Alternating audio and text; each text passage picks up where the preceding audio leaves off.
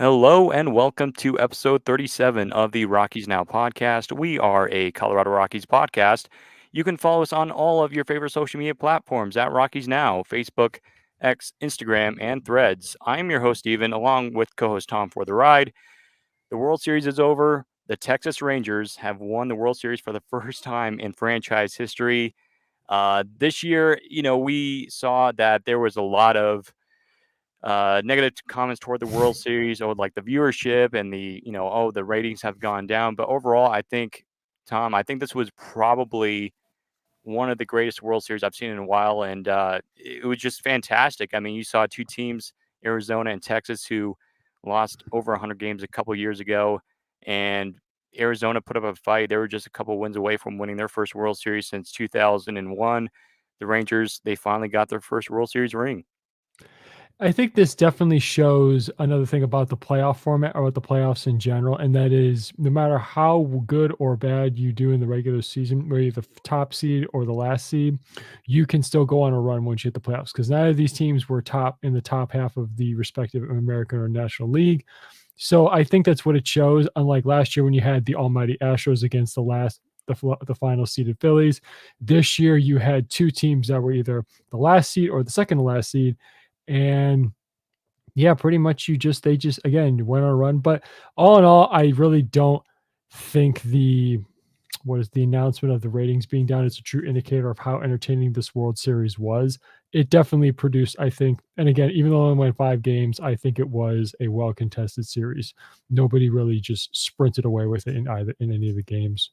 hmm Yeah, and you also have to realize that both these teams are not East Coast teams, and you get a lot of viewership from the East Coast, Yankees fans and all that. And it's understandable, but when you have, teams like the Dodgers, Astros, you get a lot of viewership.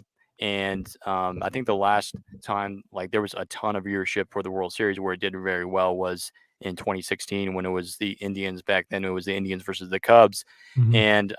and not saying that it's boring now. It's just that for a lot of people, baseball is a regional sport, and so it's just like, oh, if my team's in the World Series, I'm definitely watching. But if they're not, I'm not watching it.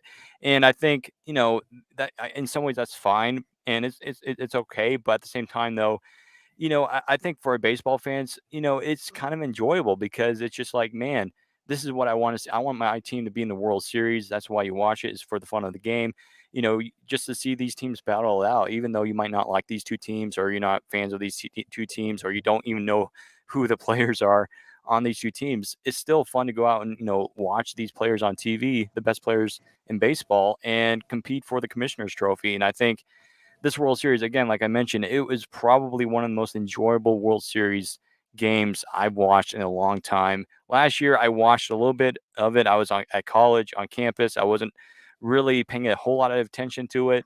But yeah, this World Series, man, I mean, talk about, I mean, because we were actually recording last week during game one and we were, Mhm. sharing how, oh, the Rangers tied it up. And literally, I think it was like 15 or 20 minutes right after we finished, Adolis Garcia hit the walk off. We were like, oh my gosh, it was unbelievable. The crowd noise was loud. And, you know, personally, I think that was one of the best game ones I've ever seen in my entire life, for sure. It was just back and forth. The Diamondbacks, they, kind of had an early lead there, and it was back and forth. And, Seager hit the game time home run, which was a moonshot. And then Odolis Garcia, that was a bad pitch by, I believe it was Miguel Castro who pitched that. And it was, yeah, right over the heart of the plate. And it was a no doubter for sure. And incredible game one. Game two went to Arizona. That's when I was like, okay, I could see this definitely going a 6-7 game series. And originally I had the Rangers in seven, just because I feel like the D-backs, they had a young, scrappy team. Their pitching, Brandon Pfaadt, was having an incredible postseason. And then, we saw Zach Gallen kind of struggle early in the postseason. And then yesterday, was throwing a no hitter into the sixth inning. The D backs pitching was keeping them into the games and bullpen as well. And then it just like, once they went to Arizona, it was all Texas and they just, couldn't stop. Corey Seager, he's the MVP of the World Series. He was incredible. Adolis Garcia, the injury at first was like, oh man, this might hurt them a little bit, but at the same time, though, they really just kept on hitting, and they didn't stop. And I texted you last night when Alec Thomas made that error. That just sucked the air out of the ballpark. I mean, they could have still stayed in that game, and I'm talking about Arizona, and that was just a bad play overall, and it's just heavy situation, and but hats off to Arizona. They had a great season, but Texas they just controlled this entire series against Arizona. Yeah, the game one was an indicator to what one of the things I was looking going to pay attention to, and that is whose pitching staff blinked first, or whose Mhm, offense took advantage of the pitching staffs of the other team's pitching staff mistakes. Um, and in game one, there was a back and forth. It was really a well pitched game, and then of course, like I said, Corey Seager tied it up, took advantage of a bad pitch, and then Adolis Garcia, he was, again, he continued his, I guess you could say, he's coming out toward to the general public because again, it's just weird. Nobody really knew, even though he was a two-time All-Star coming into this World Series. No, the novice baseball fan didn't know who he was. So that was good. And of course, I really just when I was at my weekly bowling league last night, I was watching on TV, and then I was looking away from the TV, and I heard, "Oh no!" And I turned my head, "Oh my goodness!" And I see Corbin Carroll running to the center field wall. I thought to myself, maybe did Thomas just make an error? And mhm, then I saw the run score and everything, and then I got really bad. And when I saw the replay in slow motion of how it missed his glove, I got pretty bad. I got flashbacks to the '86 World Series when the ball went through Bill Buckner's legs and the Mets won mhm, the won. Um, I really hope that that kind of angst and I don't want to say hatred or just ire from Diamondbacks fans is not cast upon Alec Thomas, because that wasn't what killed it. Just like as you said, that was the it sucked the air out of the entire ballpark, or also the death nail in the coffin that sealed the fate of the Diamondbacks and sealed it for the Rangers. But the Diamondbacks had so many opportunities, the third inning, the fifth inning. But Evaldi, I think Joe Davis said, and Houdini gets out of it again. mhm, So again, the Diamondbacks had plenty of chances to really either stay in the game or even for that matter take the lead. But the Evaldi, he is a big game pitcher, no doubt in my mind, because he pitched some great games in previous playoffs, including the 2018 World Series with the Red Sox. And Texas, they proved it. They were the better team, both pitching and offensively. Particularly, I was very impressed with a lot of their at bats because they have a good mixture, especially from the young guys like Jonah Heim and what's his name? Tavares, the center mhm. fielder. I was impressed with him as well. And altogether, they just played. They got everything right, and they had everything firing at the right time. And when one had a drawback, the other picked each other up, and it's just amazing that finally, since for the first time since their inception in 1961, they are finally world champions. Finally. Mhm. Yeah, and Cleveland is still I think they have the longest playoff drought, or at least World Series drought in baseball, and I think one of the biggest droughts in baseball for a World Series, and I think in sports too. I mean, Cleveland last time they won was back in the 1940s. I want to say late 1940s. I think it was Um, 48. I'm looking it up right now. I think mhm. it was, I yeah, think it was 46 or 48, something like yeah. that. Texas was yeah. It says here Texas was the second longest. Mhm. Uh, Hold on just a moment. Let me see Mhm. here. Yeah, 1948, 75 seasons.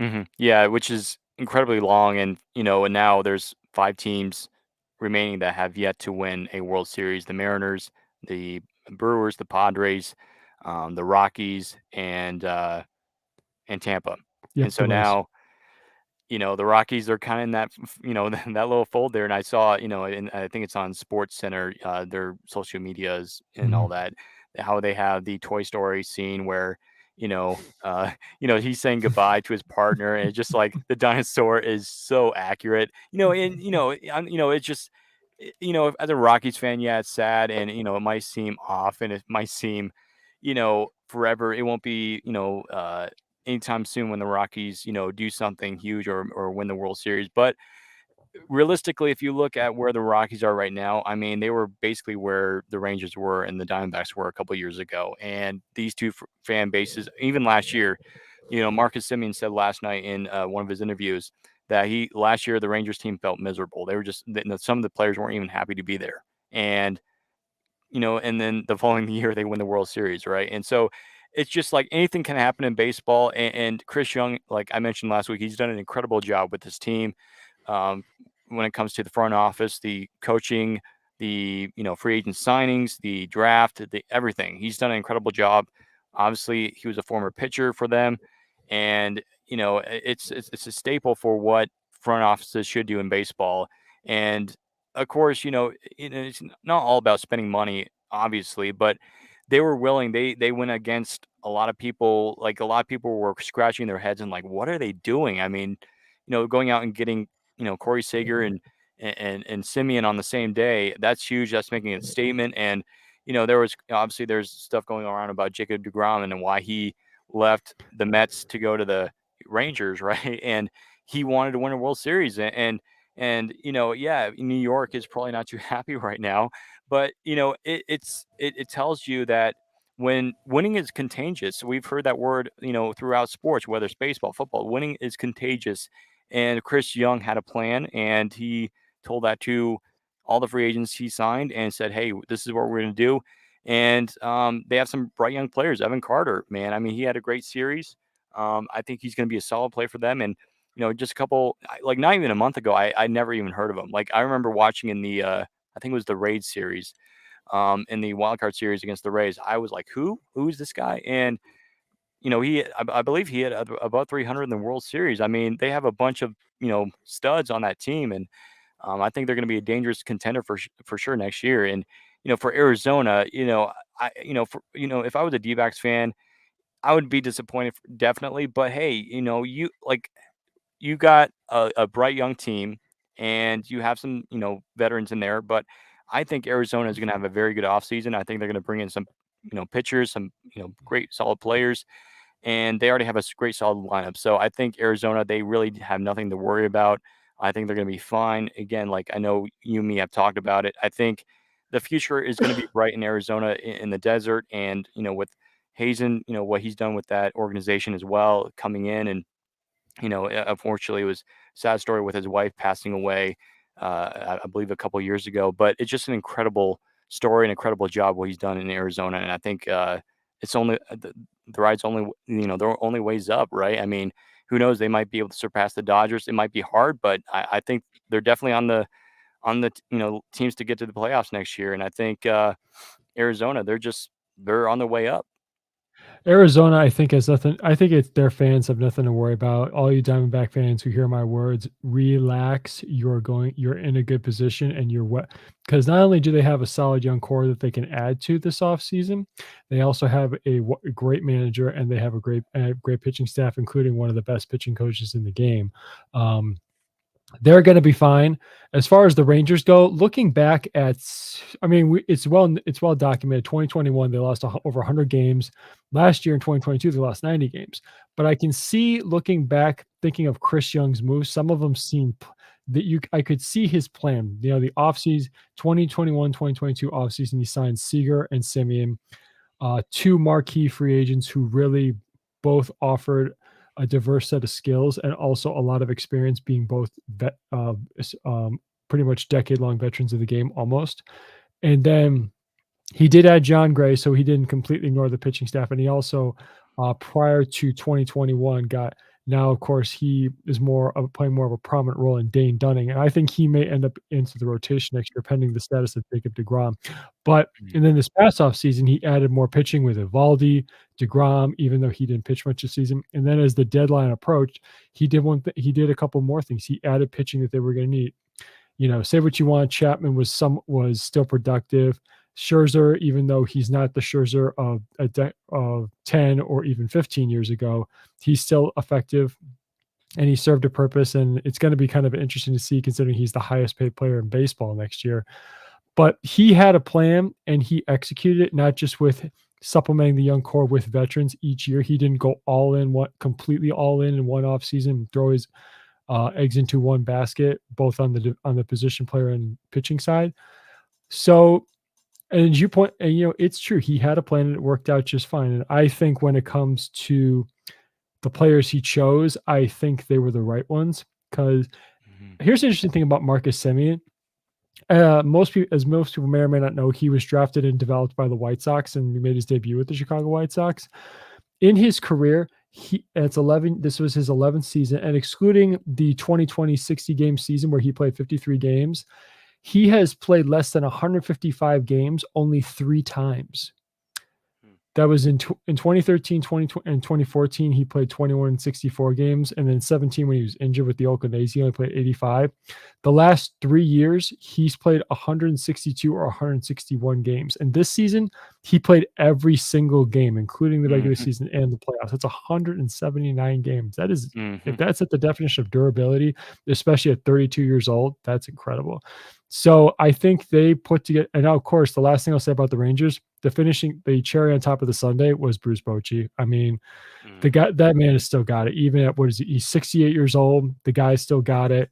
He put together, and of course, he put together a great coaching staff that included Mike Maddox as the pitching coach, and that was the thing. He, I think, was the right man for the job to get this team to where it needed to be and ultimately put them in the best position to win each and every game. And they did that. But again, the Diamondbacks, they're going to be fine. There's still going to be somebody. I mean, who, in a sense, it would be nice to see somebody take out the Dodgers as the division champs next year. So maybe they uh, if they add the right extra pieces, maybe they could challenge them for that next year. It would be interesting to see, though. I hope that happens as a Rockies fan. Oh boy, me too. Yeah, and, I just it's just just yeah. get the Dodgers off that hill, please. Yeah, please, please. Huge shout out to John Gray, by the way, Rockies legend, starting pitcher, one of the best starting pitchers in Rockies history. Finally got that World Series ring. Really happy for him. And Mhm, I was trying to find him on the TV last night, and I got a glimpse of him very briefly in the clubhouse when he was celebrating. And sometimes I wonder what's going through his mind. And I think sometimes people have said, "Oh, well, maybe he's probably not even thinking of Colorado." But I think, to be honest with you, a lot of players have said, I learned, a lot of things in Colorado or where such and such place, and it helped me get to this point where I am right now in the World Series or whatever. And I think John Gray, I think he could probably say that. He probably learned a lot of things, when he was with the Rockies. Not to mention, he probably still remembers that. He'll always remember that first postseason mhm. start against the Diamondbacks. And as a matter of Oh fact, boy. he pitched in game 3, kinda early. He was gonna pitch game 4, but, Max Scherzer had to be taken out.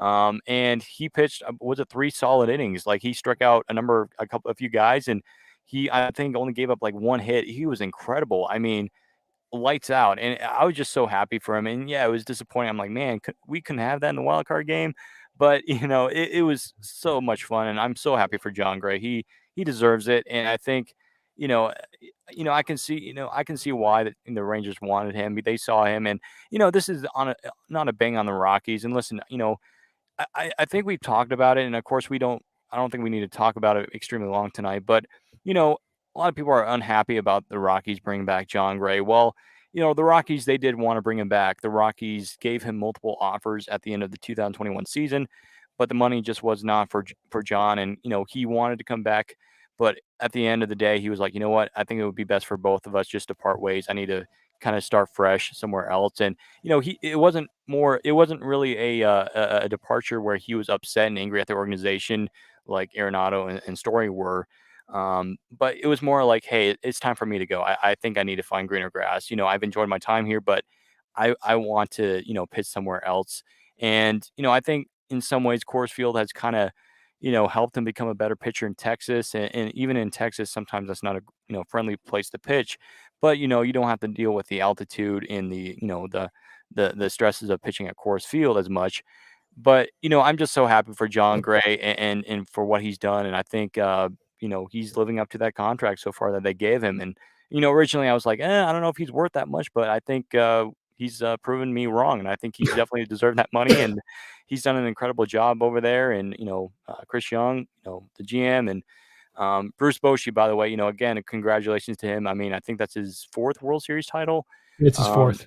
yeah, and so he won 3 with the Giants, and it's just incredible, and watching the video yesterday, it's just how he was just in Nashville on the porch and just, thinking about coming back to baseball. I think it's great for baseball. I think, originally when he was with the Giants, I didn't like the Giants. I didn't like Bruce Bochy as much just because he was manager of the, team, but I'm really happy for Brochi. I think he definitely deserves it, and he's just a down to earth person, very, very sweet, very honest to his players, and he loves his players, and that's one thing he mentioned yesterday is that he praised his players rather than praising himself, and he really enjoyed being around his players. That's what I love that the most, really, honestly, out of managers, and I think he's one hell of a manager over there, and I think you know, it's just the beginning over there in Texas. I mean, I think they're going to build a really good team with him around there. And to be honest with you, we kind of saw this coming once the Rangers kind of beat the Rays and they were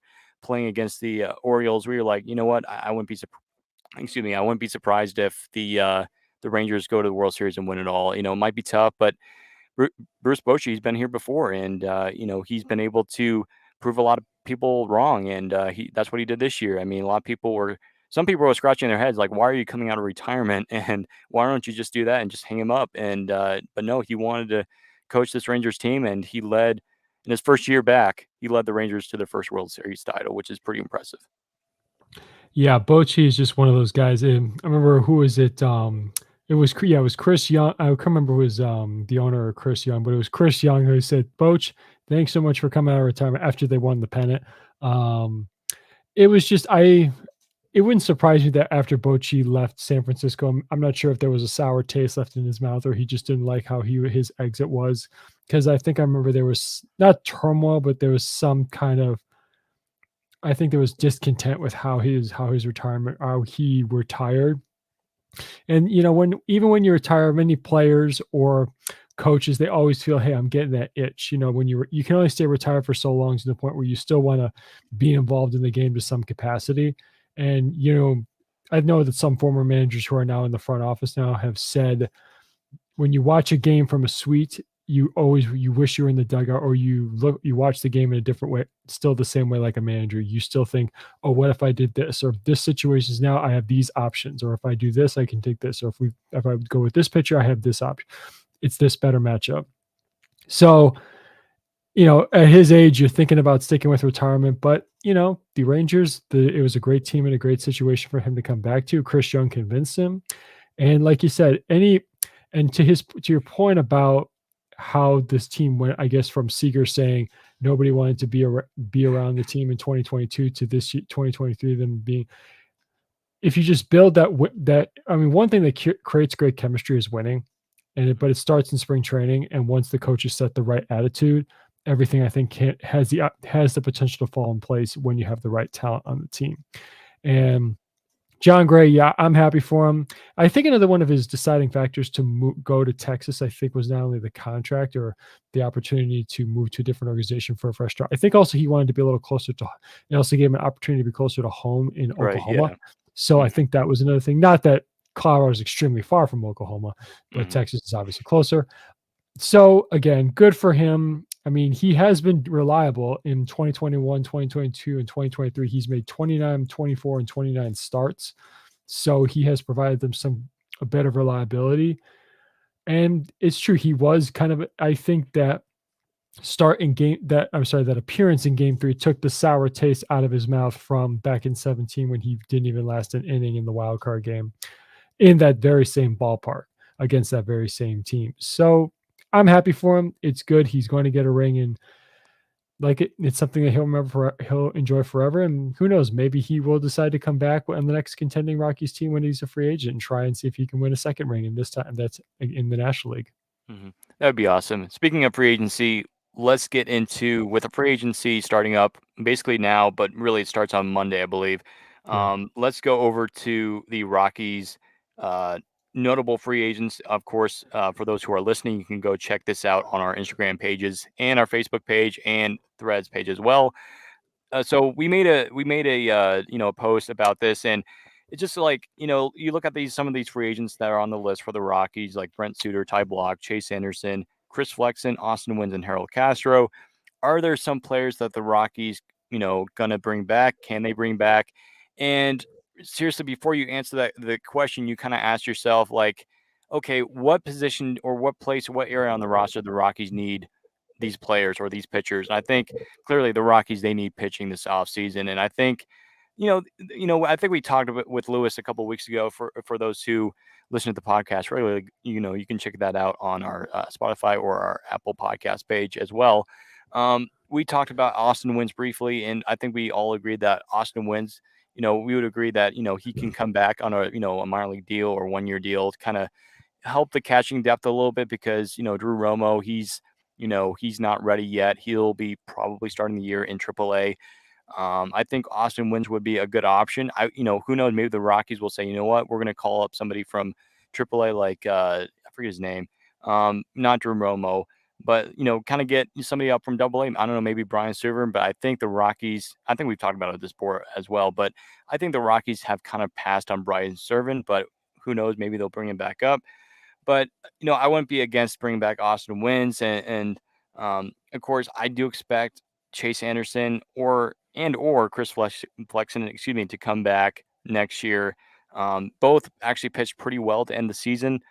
Ty Block even had a great, second half. I remember he had a very, very good, solid start in Baltimore, where I think he was throwing a no hitter through like the first 3 or 4 innings. It was or 5 innings. It was something like that. I forget. But it was something along along the lines of a shutout, which you kind of don't see, especially in this past year. Um, and then Brent Suter, I think there's been a couple names on this list that have actually said to the Rockies that they would be willing to come back or that they would like to come back, but of course they're going to test free agency, and the waters out there. But I think if you're the Rockies, it's pitching because the Rockies, they're going to be without Marquez, they're going to be without Senzatella for at least most of the season next year, and I think basically the lineup is already set for next year. Like the Rockies, they're not going to go out and a outfielder or an infielder. The only way that could happen if the Rockies did acquire a free agent and an infielder would be is if they make a massive trade like Brendan Rodgers, which could happen, which I think is probably the most notable Rockies trade piece that they have, and it could happen. And the only way that would happen if the Rockies were to trade Brendan Rodgers, they would probably do that, but they probably wouldn't go out and get a big infield free agent. They would probably do something like what they did in 2022 with Jose Iglesias, where they signed him to a 1 year deal and then wait for the prospect to come up. In this case, it's Adil Amador, who is in Double A, and he was struggling with injuries this year. And I really don't expect him to be up here by at least until 2025. So it's possible that could happen, but I really do expect the Rockies to keep Rodgers. And, I think the lineup, like I said, is basically set for next year.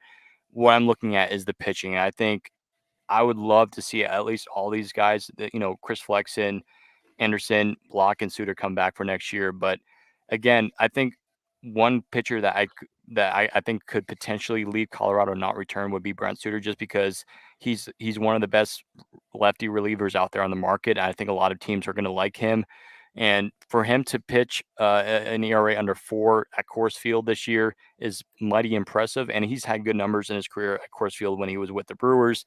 But I think Brent Suter, if he leaves, I think he'd be the most notable and most likely option to leave Colorado in free agency. But I think there's a good chance that the rest of these guys would come back to the Rockies, except Harold Castro, because I think the Rockies are pretty much passed on him at this point. Yeah, I think Castro's not coming back because he's the kind of player that I'm not saying I'm not trying to be mean and say he's irreplaceable, but he plays it.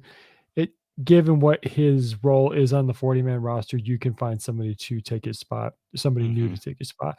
The ones I think most likely you would want to bring back are Block and Suter because they're lefties, and because, like as you pointed out, Suter had an ERA under 4 at Coors Field. Tough to do, especially when you're a lefty. And there's just so many lefty hitters in the game. I can't remember the percentage of righties to lefties, but there's more left-handed hitters, and that includes switch hitter. I'm not sure if that includes switch hitters, but there's more lefties as opposed to righties, and that's the thing. But yeah, I would like between the other two pitchers, I would like to see Flexen come back. He is not hit 30 just yet. Anderson, I think they just brought him in to kind of fill innings when they needed it. So I don't think they're going to bring him back. Wins.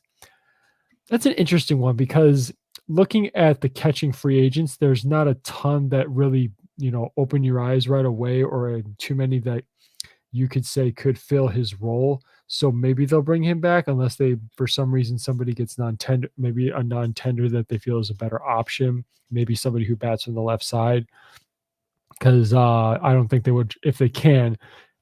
Diaz is a righty. I think it'd be probably would be beneficial if they carry the backup to be a lefty. So that's my that, and I don't really so those are the only ones that I think would most likely, or they would target to come back. And as far as, we'll have to wait and see how the non-tender, what the non-tender list is, but as of right now, I think I'm going to agree with your point.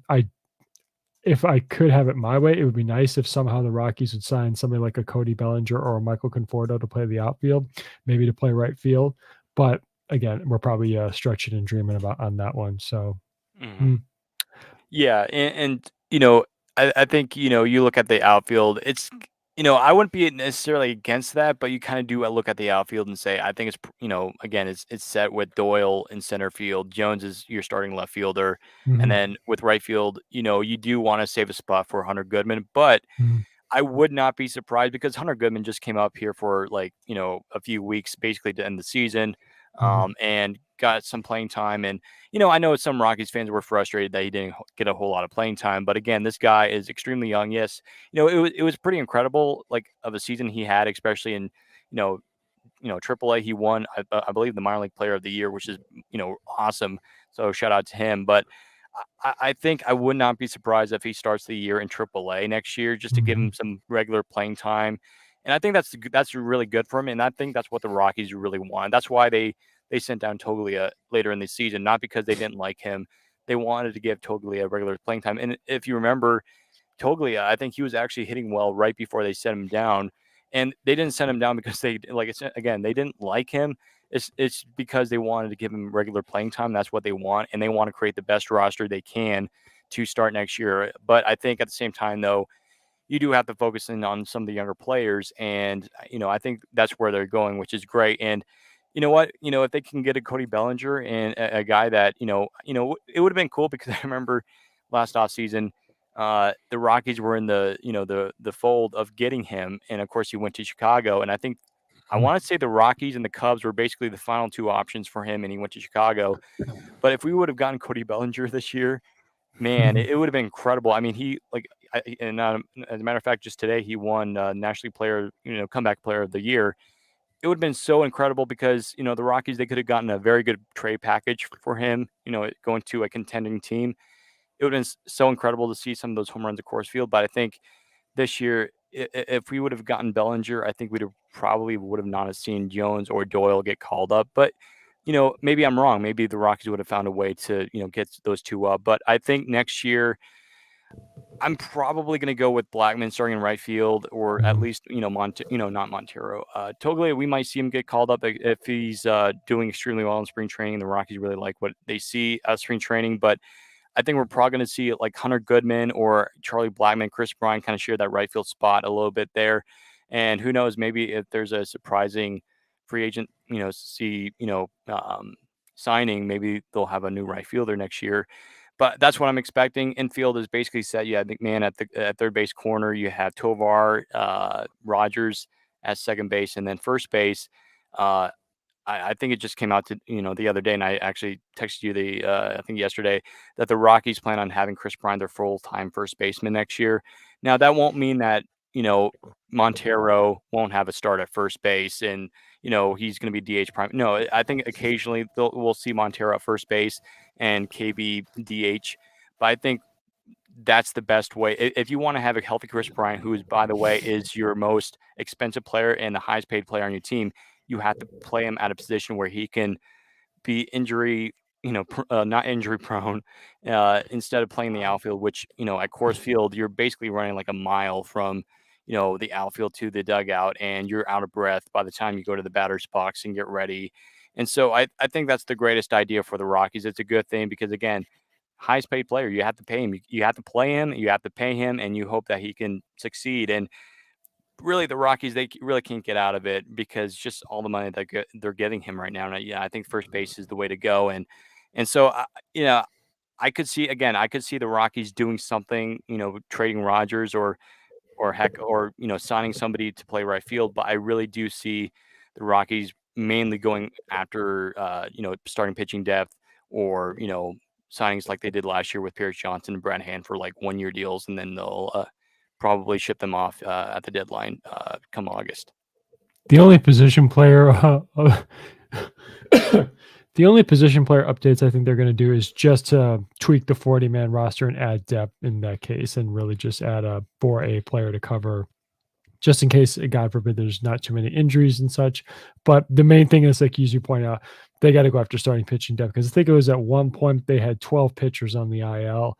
And my God, I mean, they just did a great, Bud Black and the rest of the coaches did a great job figuring out how to manage innings and how to cover those innings. And kudos to the guys who, a lot of people had, threw some ire at on Twitter/X, to guys such as Flexen, Anderson, Suter, Peter Lambert to some extent too, about, oh, he's terrible, but why do they keep putting him out there? Well, they have no other option. Hmm. Yeah. Sorry, but not sorry. It's what they have to do to cover innings. That's what when you have a rebuilding team that's really standing on one leg here, to use the metaphor, they're just going to have to bring up able-bodied arms and throw them out there, and hopefully those guys can give you some quality starts here and there and cover many innings as you can. And that's a problem because, as you pointed out, even pitching at altitude, whether it's the breaking balls aren't coming in sharply, the fastball isn't riding too much, it can be a challenge. That's part of what it comes with being a pitcher at Coors Field. But that's what they're going to have to do. They're going to have to figure out some way. Besides, who knows? Maybe they'll lure not an A-list free agent to the Rockies here. Maybe they'll get one of the guys on the B list, for example, and they could definitely Hmm. chase somebody on the C list. But who knows? Maybe they can reach for the stars and get a B list guy, and you never know. I mean, they're not getting, as much as I'd love it. I'm sorry. Spoiler alert for everybody: Shohei Ohtani is not my prediction pick for him coming to Colorado. So sorry. But but as much as I would love to see him walk through the door and get introduced by Bill Schmidt and Dick Monfort, it's not Wouldn't going that to be happen. something? Oh yeah, no, he's not a Boris Scott. He's not represented Yeah. by Scott Boris, so Scott will not be there. Hmm. That's a stipulation for those listeners who don't know. Whenever he signs a big name free agent, he has to be at the press conference for the announcement. Hmm. So, Yeah. but anyway, well, it'll be interesting to see how many righties and how many lefties they split when it comes to the pitchers that they add, because I'm very intrigued to see how Bill Schmidt plans to build the pitching staff based on lefty righties. I would like to see the Rockies give a little bit of a closer look to Carl Kaufman. I know he had a disappointing season, but again, this guy Mm. was, he was a very high draft pick a few years ago, and he went to the minor leagues pretty fast. And he did a pretty good job overall once he, went to AAA. Then his AAA numbers kind of went up, as normal in Albuquerque. But I like to see the Rockies give him again like a little bit more time, because again, this is his first year. He's not going to shock you with a sub 4, sub 3 ERA in his first year, to where he only had I think a couple starts. Really, it was emergency starts, and he had some outings out of the bullpen. But I remember when he was pitching, and I remember that outing he had in Washington. It was a bullpen game. Jake Bird had the start, and he came in and he threw like 4 or 5 innings, and he barely, I think he gave up like 1 or 2 hits. It was incredible. And just the delivery he was doing, like they could not get a hit off of him. And that gave me hope for Carl. And I think again, I would like to see the Rockies, kind of give him another look next year, should they need it, and they'll probably need it, because again, their rotation is going to be stretched pretty thin starting next year, because the only two guys that have been like regular starters for them out of the rotation that will be available starting next year will be Gomber and Freeland. And you don't know if those guys are going to get injured. And Gomber, he's been injured a couple times since he's been with us. We hope that changes next year. We hope that he can be healthy all season long. Kyle Freeland, he had somewhat of an injury at the end of last year. So really, there's a couple of pitchers. Obviously, Ryan Wilson is on that list. He has yet to make his major league debut, and here he was a first round pick in 2018 or 2019. I have Toglia and him kind of messed up in between there, but Rolison, again, I talked about him, I think, a week or 2 ago. I feel bad for him, just the way he's been going through all these injuries and just surgery after surgery, but I think there's a chance that he might be able to be, up here, by later next year, or yeah, next year. And if that's the case, I'd love to see him come up here because he had the stuff coming up when he was drafted, especially in the minor leagues when he was in single A, double A. He had the stuff. He has some nasty pitches that he has in his arsenal, and I think the Rockies could definitely use that to where he can eat up, several innings if they need to use them out of the bullpen. But and hell, Chris Olivares, this is a guy that he came up through the international system for the Rockies, and he's been one of their top prize pitchers. And most likely will be a bullpen pitcher, but he might be able to be in there for a starter. But the Rockies, they have some of these guys that I would like to see them get some stretching time in Double A and Triple A, and even in the big leagues next year, to where, hey, if we need to call them up, we can call them up, and especially for Carl Kaufman, because he's just one of my favorite pitchers right now. And I know some people say, well, he doesn't really fit Coors Field or the mold of it, but still, I mean, what pitcher really does, right? I mean, there's some pitchers that just go in there and they do their job. I mean, Chase Anderson, he was arguably probably our best pitcher in the second half. If you look at it, I mean, the no hitter he had going through, the 7, 8 innings against the Giants, at the end of the season. Chris Flexen had he had a pretty bad start, if you remember, and then he just kind of settled down later in the season, and he was pretty solid. He was giving quality starts, which was great for the team. And so, yeah, like the Rockies, they need to. I think they definitely need to bring these guys back. And again, you're not really playing for a playoff spot. And I want to make this myself clear: the Rockies are not competing in 2024. Unfortunately, it's the reality, and it's disappointing. And I know some people said, well, we've been wanting playoff baseball for. I understand that, but again, this is all about 2025 in the future. This is it's unfortunate where we are right now, but again, there's light in the horizon. There's hope, and I think you just have to keep going what you're doing. And I think this is the way to go. And yeah, it would be.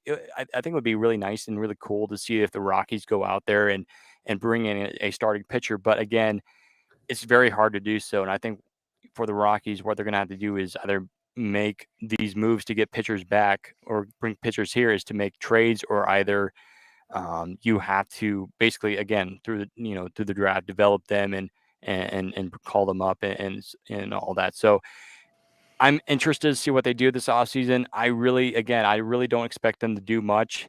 And I had somebody commented last night saying, oh, the Rockies, they're not going to do anything this offseason.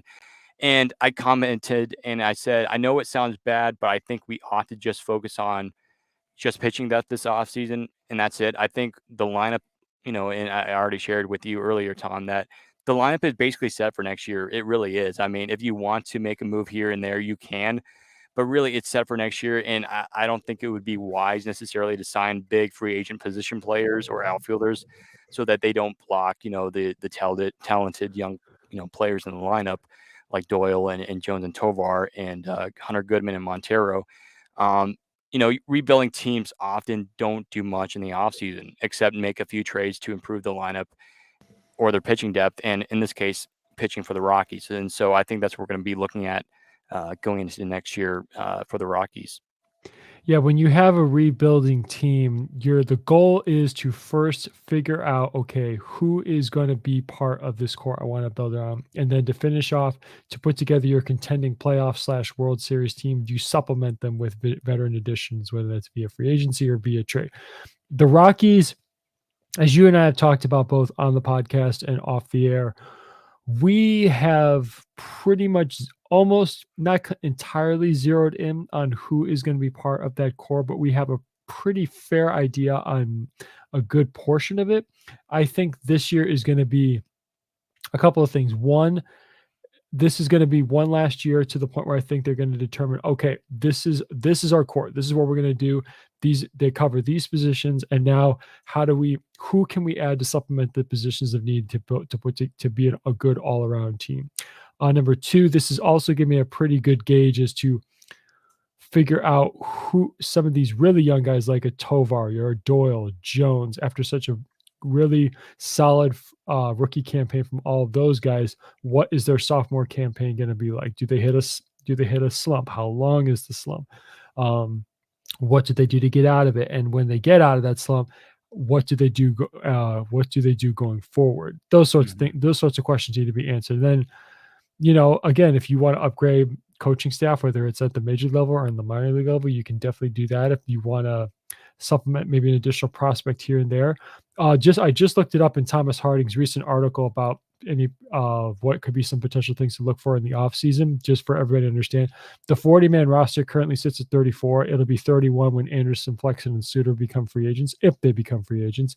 And two guys that need to be added to the 40-man roster, otherwise the Rockies risk losing them to the Rule 5 draft, are number one prospect Adele Amador and number two prospect Yanquiel Fernandez. So look for those moves to be made sometime in the coming month or two. I'm not sure when the deadline is to have the 40-man roster set, but that is something that they're going to have to do, um, which definitely gives them, I guess you could say, more.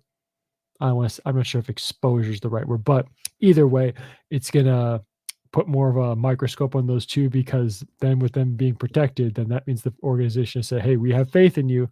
Let's see what you do going forward."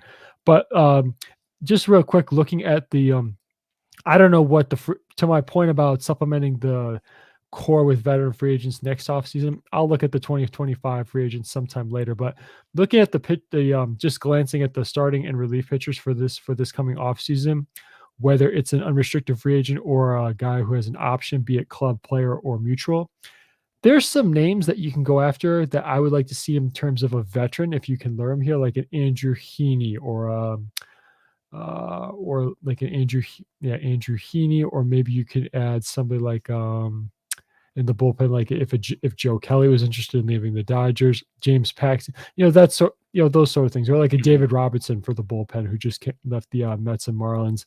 Mhm. They have options if you can convince, hey, we want you to come join, be one of our veteran guys who can mentor these young pitchers, and give yourself an opportunity to maybe show you can pitch at altitude and even establish an even higher value for you to go going into next offseason. If of course a pitcher is willing to take that, to buy that sales pitch, I guess maybe that's one way to look at it. But yeah, there are options. I don't think we need to put our tail between our legs and say the Rockies don't have any options as far as adding veteran free agent or even trades veteran pitchers. So it'll be interesting to see what they do. They have options. So don't start getting down in the dumps. Mhm. Yeah, and, when you talked about, veteran guys, to come into the team and kinda show some leadership, it kinda reminds me of what the Rockies did in 2017 with Greg Holland Oh yeah, and that's a put good him in the one. coat. That was a great signing, by the way, Yeah, even though absolutely. some of his, numbers weren't great, and I know he had some, outings and saves that didn't go so well, but other than that, he was a great signing. Great closer for the Rockies that year, and it just how good he was early in 2017. And we've talked about this before, how good the Rockies were to start that season. They were the first team in the National League to win 30 games, and large in part because of that bullpen. It was really, really good, especially those 2 years when the Rockies were in the playoffs. And then you go a year later, Wade Davis. That was really his only solid season with the Rockies, and it was very helpful. I mean, he was huge in the regular season, and he helped the Rockies a little bit in that wild card game against the Cubs. And he pitched, I believe, 2 innings there, and he was really reliable. He helped some of the younger pitchers like Scott Oberg, right? I mean, unfortunately, it's sad to see him retired already, but Yeah. thankfully he's working with the Rockies in the organization, and it's great to see him back. But I think he definitely helped guys like Scott Oberg, who actually had a very solid season and was probably one of the best, if not the best, reliever in 2019 for the Rockies. And I agree. I think the Rockies, if they want to do something like that, and I think, that's one thing I like about last year is that the Rockies, they went out and got Brad Hand and Pierce Johnson, not only for so that they could trade him at the deadline, but I think they did it for leadership, because if you look at the bullpen right now, the Rockies, most of their bullpen guys are extremely young. Like they're basically in their first, second, third year of their major league career. I think Justin Lawrence is one of the older ones, but Jake Bird, Gavin Hollowell, Evan Justice, he might be back. He should be back next year. He might start the year in AAA. But yeah, you have some of these guys in there. Lucas Gilbert, he should be coming back. Tyler Kinley, and I like Tyler Kinley because he Mhm. really was kind of like a veteran coming in there. And the Rockies, that's one thing I do like is that they have some guys in that bullpen, Daniel Bard, who have that leadership, and I think it's kind of crazy to think that, the Rockies for several years, they really didn't have a good bullpen except last year, the first half. The Rockies had one of the better bullpens in baseball, large in part because of that leadership, but also some of the young pitchers, Justin Lawrence. He could have been an all-star this year. He was in the conversation of, going to Seattle, and of course he didn't make it, but Justin Lawrence, I think he has definitely a future to be a closer for the Rockies. And, I was hoping that he wasn't going to get traded at the deadline. Of course he wasn't. And, you know, huge shout out to Justin. He's a follower of the page. And, but yeah, the Rockies, they need guys like that, especially out of the bullpen.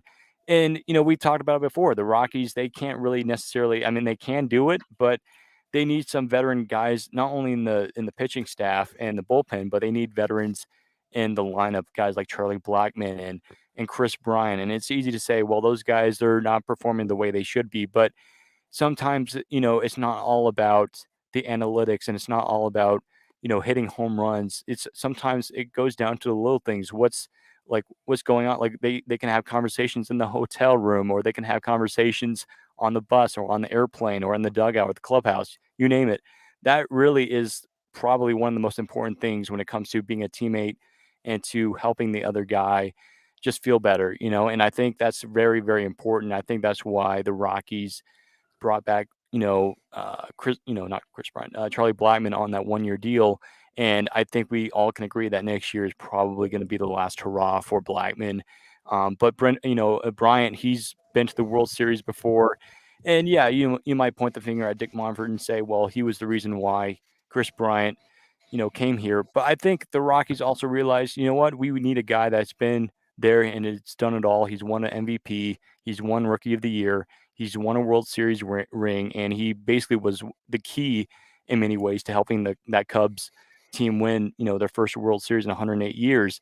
The Rockies, they need a guy like that, and they have him. It's just that, yeah, he's not performing the way that a lot of us have, wanted him to be, but sometimes you have to, kind of take a closer look at the organization as a whole and say, how can we improve as a team without, instead of looking at the numbers, how can we improve as a team? And I think starting off in the clubhouse and on the bus ride or in the airplane, I think that's probably one of the most important things, if not the most important thing when it comes to being a good teammate and creating a winning culture in Denver.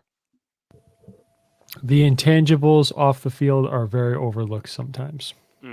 Yeah, and again, this is, again, we'll talk about it several times this offseason, and there might be times where a lot of people will be upset when the Rockies don't do much, and maybe they'll be a little bit quiet. And I am expecting a somewhat of a quieter offseason, but the Rockies, I think they kind of have a picture painted out right now. I think they have a plan in place, and and I was just reading an article. Uh, I think 2 days ago. It was, by Renee Deckhart. She's written several stuff for different baseball pages, especially for the Rockies and Purple Row and stuff like that. But she wrote that the Rockies, they really wanna keep Doyle, Jones, and Tovar basically as untouchables. Like, we do not wanna get rid of these guys at all. These are guys that we're gonna build around. And see, that's the thing. If the Rockies really didn't have guys like Nolan Jones or Tovar or Doyle, and we just kind of were still in that rut of 2021, 2022, where we don't really know what we're doing, then that's when I would be kind of in a panic and saying, okay, what are we doing? Where now I feel like the Rockies, we kind of have our identity back. And there's going to be those negative comments saying, well, the Rockies are going to be in this eternal desert where they don't contend forever. No, I think it's all about, it's easy to put light on the best teams in baseball and not pay attention to some of the other teams. And I think for the Rockies, when the Rockies become relevant again, and when they become a surprising team in baseball again, I think a lot of people are going to be shocked, because some people are going to say, we never saw this coming because of what happened just a couple years prior with Nolan Arenado departing and Trevor Story and John Gray. But with the Rockies, they're trying something different, and that's trying to do something they haven't done in a very long time, if at all, in their history of the franchise. And that's really stocking the minor league system with pitching and to draft, really heavy, talented position players. And that's something that I think a lot of us that Tom and I, we've talked about a lot on this podcast is that the Rockies, they have some studs who are going to be coming up through the system in the next year or two, and we just have to be patient. And I think that's one of the big keys for the Rockies as we head into the offseason to pay attention to and kind of say, you know what, you know, I'm fine if the Rockies don't do much this offseason as long as this team has somewhat of an identity of what they're doing and have a plan in place for 2025 and 2026. Because again, I think they're not really playing for 2024 next year. I think as the average fan, it might be disappointing to hear that and say, well, I'm not going to go buy tickets next year. Or I'm not going to go do any games next year. But really, when you look at the big picture, you look at 2025, 2026 and say, okay, I think I can start to see, you know, what's coming together here. Kind of like what Chris Young, he kind of, told the free agents and, some of these players on the Rangers saw, a couple years ago and said, hey, we see something good coming here in Texas. And, they now are World Series champions for the first time in their team history. So I think, like Tom and me have said, good things are coming, but we just have to stay patient here. And I think, who knows, maybe the Rockies will do something like, something like Arizona did last offseason to where they made some trades and they helped some of the young player, guys on the D-backs go to the World Series this year. I look at it as they'll be playing in 2024, but they're playing for 2025, Mm-hmm. 2026, and so forth. Mm-hmm. So with hope that everything, the pieces all fall into their proper places, hopefully, as my prediction would come true, that 2025 could be their first step into becoming contenders once again.